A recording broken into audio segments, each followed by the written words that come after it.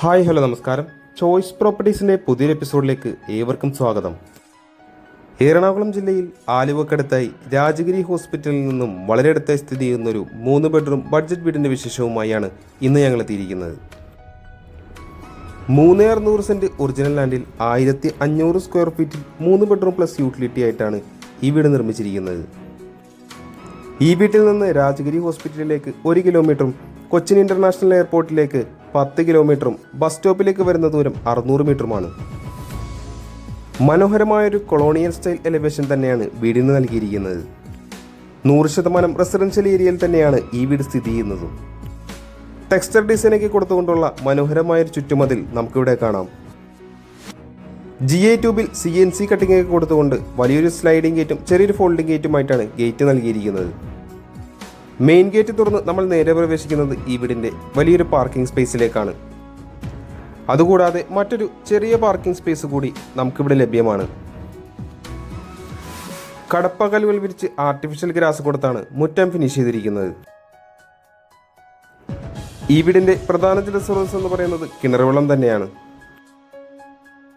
Side ഭാഗത്തെല്ലാം ആവശ്യത്തിന് space കൊടുത്തുകൊണ്ട് തന്നെയാണ് വീട് നിർമ്മിച്ചിരിക്കുന്നത്.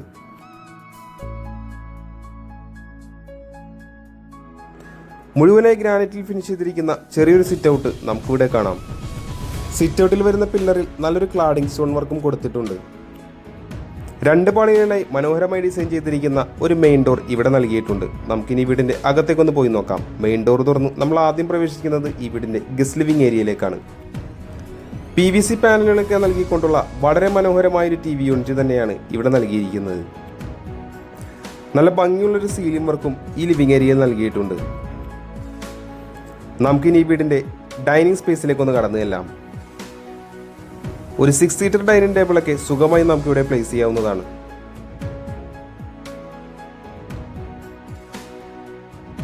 ഡൈനിങ് ഏരിയയിൽ നിന്നും ഒതുങ്ങി മാറി തന്നെയാണ് വാഷ് കൗണ്ടർ സെറ്റ് ചെയ്തിരിക്കുന്നത്. ടെക്സ്ചർ ഡിസൈനും LED മിററൊക്കെ കൊടുത്ത് വളരെ സ്റ്റാൻഡേർഡാക്കി തന്നെയാണ് ഈ വീടിൻ്റെ വാഷ് കൗണ്ടർ സെറ്റ് ചെയ്തിരിക്കുന്നത്.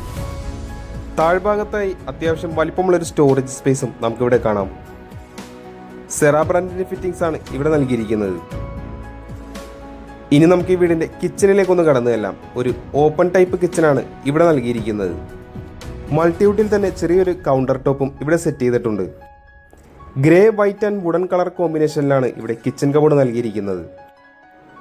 നല്ല മനോഹരമായൊരു കളർ കോമ്പിനേഷൻ തന്നെയാണ് ഇവിടെ നമുക്ക് കാണാൻ സാധിക്കുന്നത്. കൃത്യമായി വാസ്തുപരമായി തന്നെയാണ് വീടിൻ്റെ അടുക്കള അറേഞ്ച് ചെയ്തിരിക്കുന്നത്. അടുക്കളയ്ക്ക് പുറമെയായി ഇവിടെ ചെറിയൊരു വർക്ക് ഏരിയ സ്പേസ് കൂടി ബിൽഡർ ആഡ് ഓൺ ചെയ്തെടുത്തിട്ടുണ്ട്.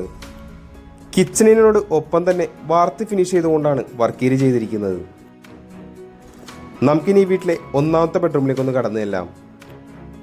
ഏകദേശം 12 അടിയോളം നീളം വരുന്ന അത്യാവശ്യം സ്പേഷ്യസ് ആയ ഒരു ബെഡ്റൂം തന്നെയാണ് ഇവിടെ നൽകിയിരിക്കുന്നത്.